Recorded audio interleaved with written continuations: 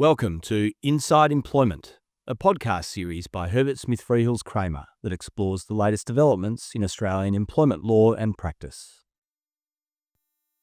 Hello and welcome to Inside Employment, a new podcast series from Herbert Smith Freehills Kramer that looks at key employment law issues and developments facing employers in Australia.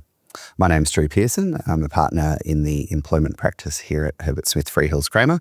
And joining me today is Lucy Boyd, Executive Counsel, and Steph Blancquart, Senior Associate. Welcome, Steph and Lucy. Pleasure to be here, Drew. Yeah, great to be here, Drew. Thanks.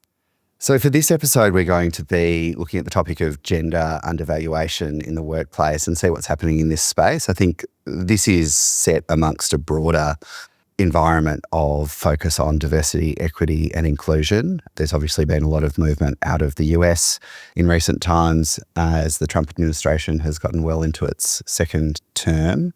And what we're seeing are various global initiatives continue to flow through regardless of what is happening in the US, and seeing organisations really kind of knuckle down and focus, I think, on more substantive diversity, equity and inclusion initiatives, and probably veering away from some of the elements that might be considered a little bit more performative or woke, I guess. Yeah, that's right. I think it's such an interesting landscape at the moment, isn't it? And we've sort of been pulled in two directions. There's like a global sort of movement away from DEI initiatives, potentially in the US in particular. And then here in Australia, we've got sort of increasing regulation and some developments happening with our award system, which I think, Steph, you're going to tell us all about. Exactly. And I think with all of these sort of global movements as well, I think employers are really taking a step back and thinking, what are we doing in this space and what do we want to be doing as well? Absolutely. And I think the global mega trend that we're talking about here today is gender undervaluation. Lucy, I know you spent some time in the UK and it's something that we've seen happening over there in the pay space for quite some time. Yeah, so when I was over there working in London, so maybe 2017, they had sort of just introduced the requirement to publish pay data for gender pay gaps, and it was a really interesting time. And what we've seen develop there and has been happening for the last 5 or more years is several gender pay class action, so equal pay class action. So across the retailers where you'd see typically the pay disparity is between, say, a female person working in the store compared to a male person working in a warehouse. And that litigation has spanned years and years now and looks at that valuation of work and why is one work that is, you know, in a feminised industry or role valued less than another. So a very interesting development there. Yeah.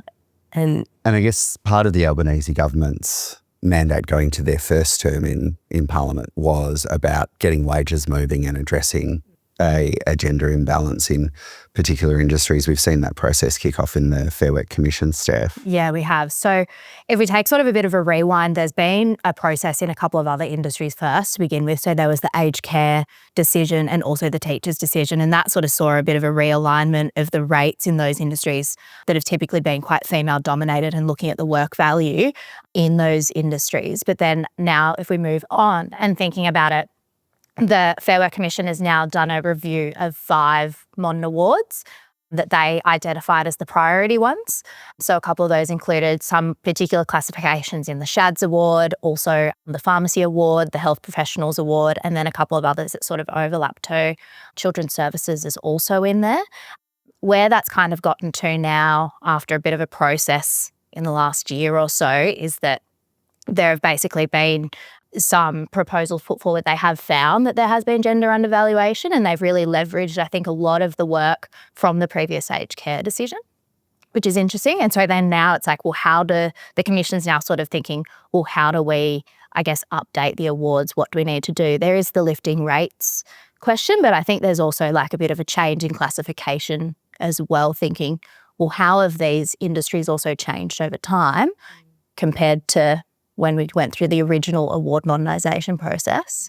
And then how do you sort of create an award that goes forward and sort of takes these industries into the future? Yeah.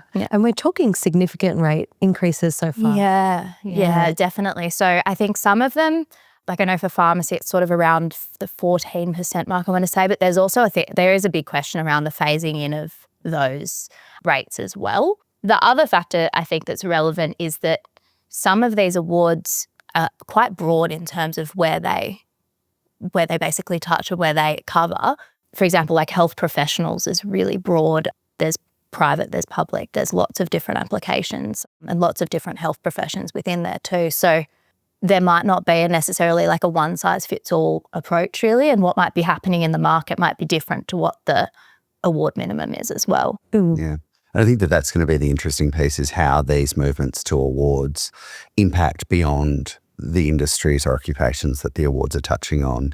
We will see across industry a kind of rejigging of the relativities between positions and different occupations across industries. Yeah, and that's also, it's sort of maybe not born out of, but another related development has been the introduction of the pay secrecy provisions in the Fair Work Act a couple of years ago now, which has aimed at the objective of increasing transparency and addressing inequalities in wages. So, yeah. That's right. And I think all of these initiatives kind of come together. You can't really touch on one without the others rolling through. Yeah, that's right. I think as well with that, if you're thinking about sort of gender undervaluation and more broadly as well, like participation in the workplace, you're thinking as well about what's the toolbox as well. And so I think it kind of aligns in a way. You're thinking, well, there's things around the pay, there's things around participation, there's things around, it's all just using different tools to try and drive that equity, really. That's right. And you see that flowing all the way through to, again, further moves in the parental leave space, paying superannuation. I think there's, a lot of employers have moved to pay superannuation on periods of unpaid parental leave to try and address the gender inequality that has traditionally occurred. I think pleasingly there is, across many industries, a real uptick in men taking significant periods of parental leave, which will also help to drive that change through. Yeah, that's right. And another change that we've seen here is our reporting requirements under the Workplace Gender Equality Act. And so that's been in place for a little while now, but in March this year, we had the Gender Equality Targets Act, which was passed, which required employers with 500 or more employees to report against gender targets, so commit to achieving certain equality targets from a menu of numeric and action-oriented targets. So, and there's 3 years to enable them to demonstrate that compliance, but even within our practice, and probably the same for you, Drew and Steph, but our practices, we're seeing a lot more queries from clients around this act, and interesting questions around whether it applies, how it applies when there's a global parent, which doesn't necessarily meet the number of employees in Australia, but it's becoming a really topical issue as there's this broader focus centrally in on it. Yeah, and I think the agency is quite aware of that too. Like I think there's been a few reviews as well that sort of highlight, we're aware that that's kind of a limitation of companies being able to report, or it's difficult to report certain statistics. So I think that's not necessarily going to be set in stone either. I think there'll be sort of developments and things like that as that evolves. That's right.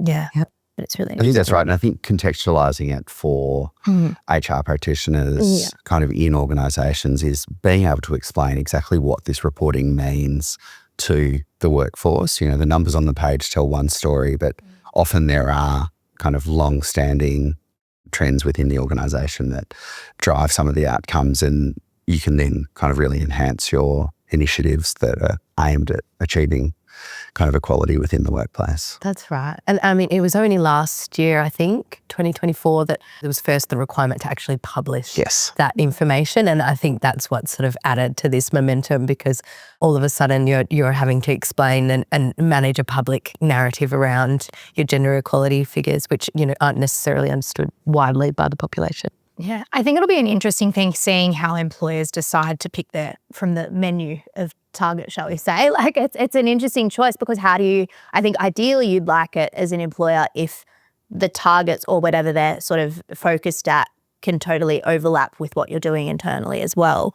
But also that mightn't necessarily be possible in all cases, right? So I think it'll be interesting to see how employers go about choosing what they want to put there and then subsequently have reported as well.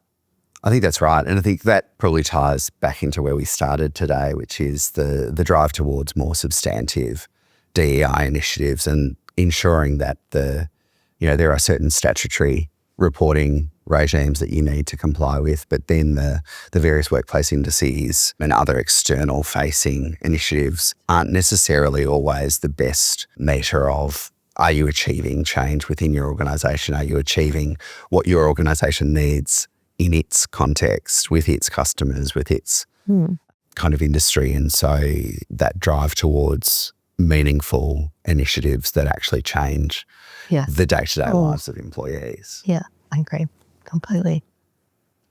So with that probably brings us to an end of this episode. Thanks, Lucy and Steph. Yeah, it's such an interesting area. No doubt we'll have some updates later on. Definitely. Absolutely. As always, we'd love to hear any feedback from our listeners and suggestions for content for future episodes. So please do comment or direct message us on LinkedIn or by email to insideemployment@hsfkramer.com. Thanks for joining us, and we'll see you on the next episode of Inside Employment.